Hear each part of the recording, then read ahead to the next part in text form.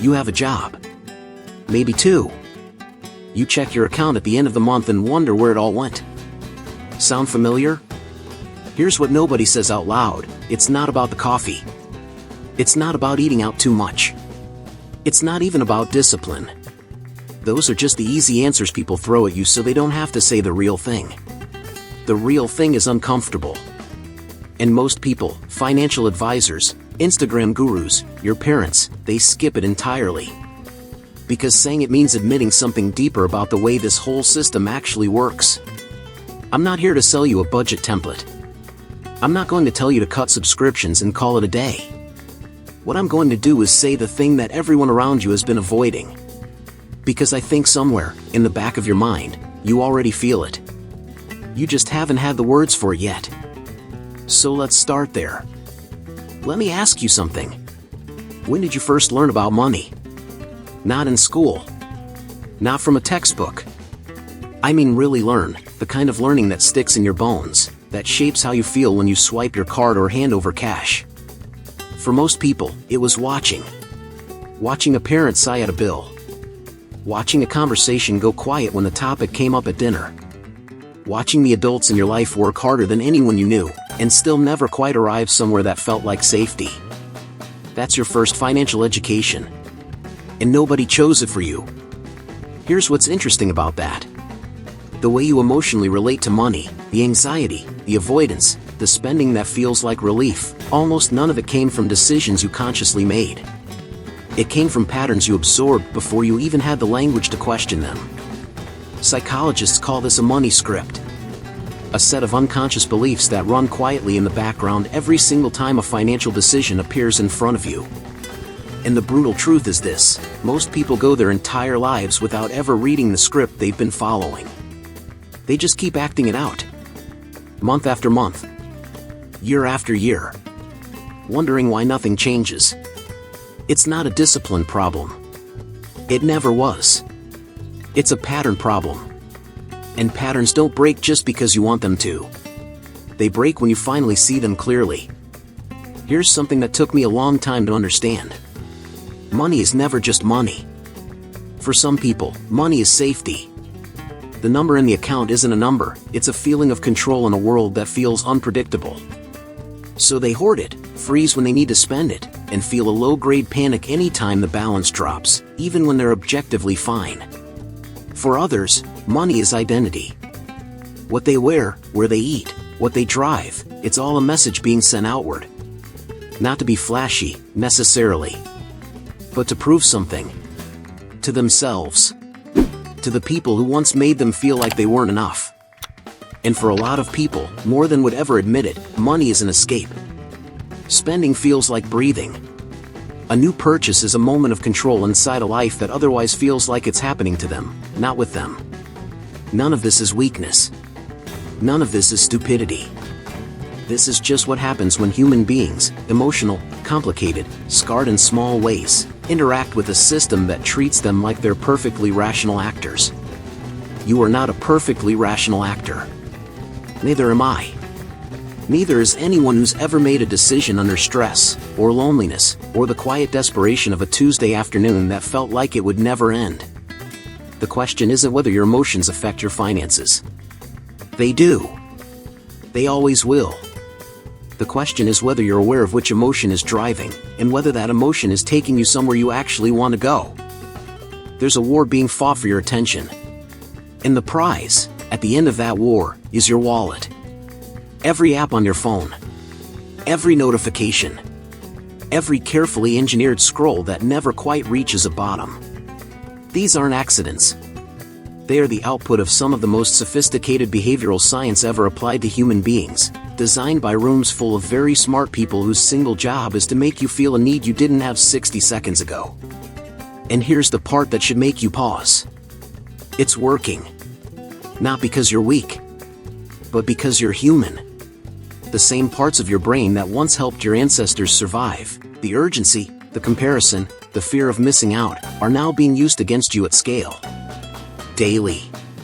Hourly. In the palm of your hand. Think about the last thing you bought that you didn't plan to buy. Trace it back. What were you feeling right before? Bored? Stressed? Slightly disconnected from your own life? There's almost always something there. A gap. And the purchase was meant to fill it. It doesn't fill it, of course. It never quite does. So the gap remains, and the cycle continues, and somewhere at the end of the month you're looking at your account again with that familiar feeling of quiet confusion. This is not a personal failure. This is an engineered outcome. But understanding that it's engineered is the first real act of resistance. Because you cannot fight something you refuse to see. And once you see it, really see it, you start making choices from a different place. Not from reaction. From intention. That difference, quietly, changes everything. Nobody goes broke from one big mistake. Not usually. The story we tell ourselves is dramatic. A bad investment. A failed business. A single catastrophic decision that changed everything. And sometimes that's true. But most of the time, for most people living in most cities, working most jobs, that's not the story at all. The real story is quieter. And it's made entirely of small things. It's the subscription you forgot you had. The dinner out that became 3 times a week because cooking felt like one more thing to deal with. The upgrade you justified because you deserved it, and you did deserve something, just maybe not that specific thing at that specific price. Individually, none of these things are the problem. Together, they become the entire problem. Economists have a concept called death by 1,000 cuts. It's the idea that systems, and people, don't usually collapse from a single wound. They bleed out slowly, from accumulated small losses that never individually felt serious enough to stop. Your finances work the same way. And the reason this is so dangerous is precisely because nothing ever feels urgent. There's no alarm. No moment where the damage is visible all at once. Just a slow, steady drift away from where you meant to be.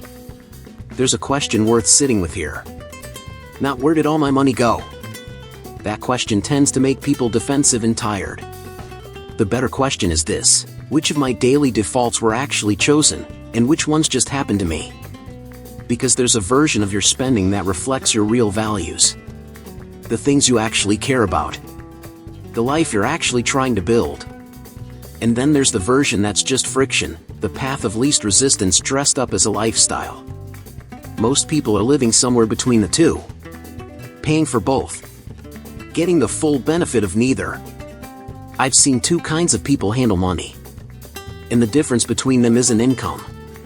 It's not education. It's not even discipline in the way most people think about discipline.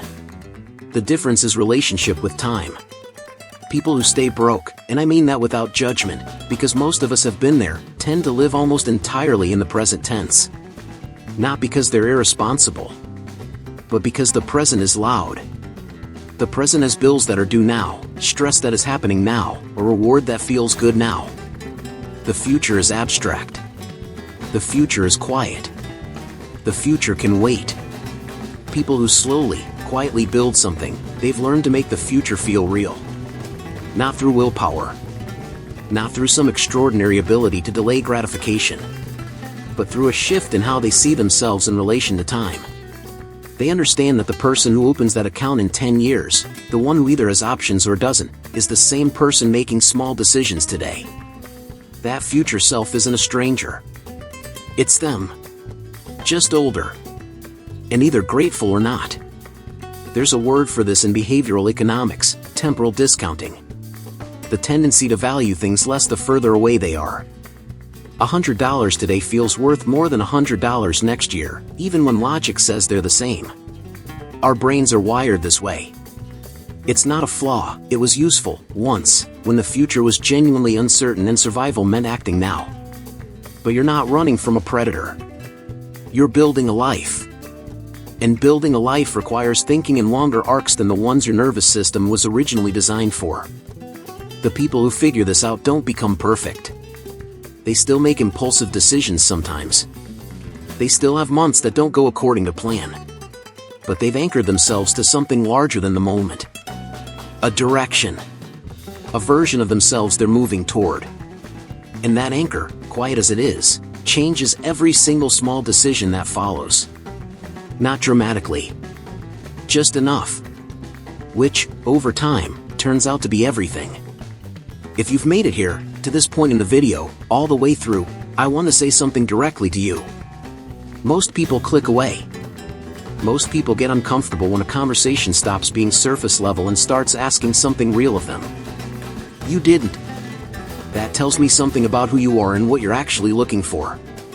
So if this kind of conversation is what you want more of, not hype, not shortcuts, not someone telling you what you want to hear, hit that subscribe button. We do this every week. Real talk, real depth, no performance. Come be part of it.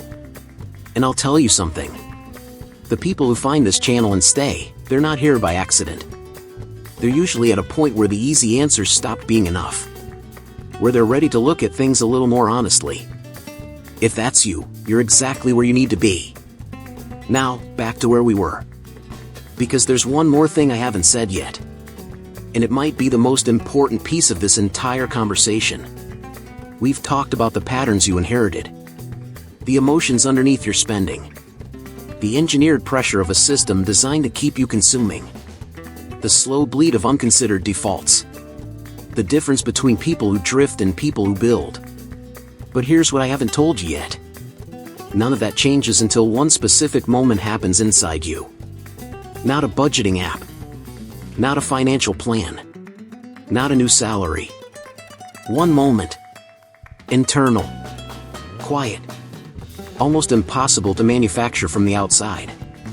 The moment you stop seeing your financial life as something that's happening to you, and start seeing it as something you are actively, deliberately, daily choosing. That shift doesn't announce itself. It doesn't come with clarity or fanfare.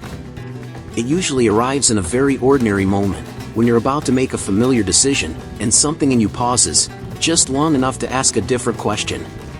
That pause. That's where everything begins. That pause I mentioned. I want to leave you there for a moment. Because I think you felt it before. Maybe not around money specifically.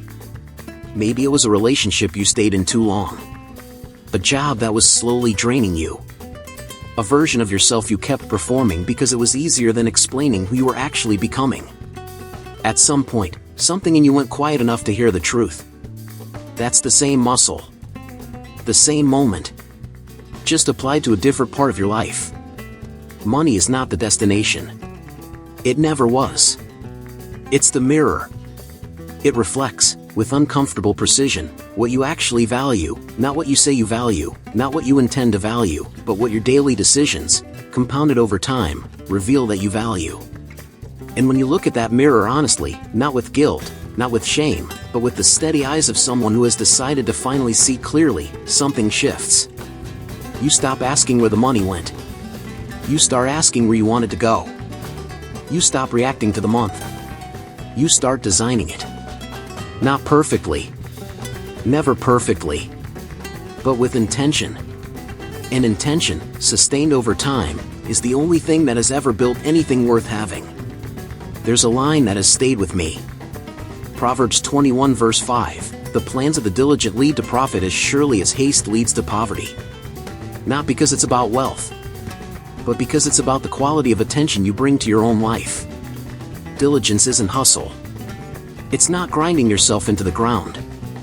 It's the quiet, consistent act of showing up for the future version of yourself, the one who will either have options, or won't. You have more say in that than anyone has probably told you. So here's what I'll ask you to do. Not a big thing. Just this: the next time you're about to make a financial decision, any decision, large or small, take one breath before you act. Just one. And in that breath, ask yourself whose voice is making this choice. Is it the pattern you inherited? The gap you're trying to fill? The system pulling you forward on autopilot? Or is it you, clear, intentional, building something real? You'll know the difference. You've always known. If this conversation meant something to you, hit that subscribe button and share this video with 5 people in your life, not to lecture them, but because some conversations are worth having together. And drop a comment below. Not just great video. Tell me something real. Tell me what landed. Tell me what you're still sitting with. And if there's a topic you want me to go deep on next, something you haven't heard anyone talk about honestly, write it down. I read them. And I build from them. See you next week.